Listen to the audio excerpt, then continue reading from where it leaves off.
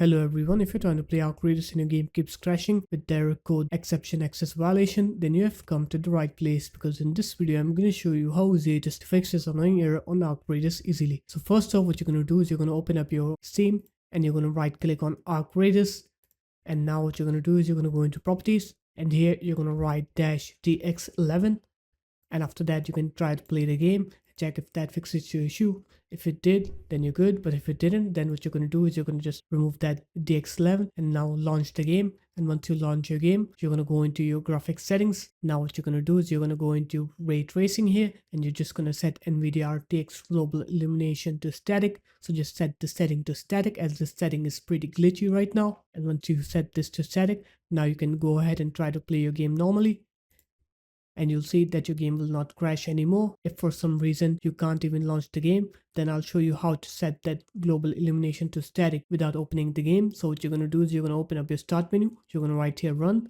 and then you're going to write app data, you're going to go into local.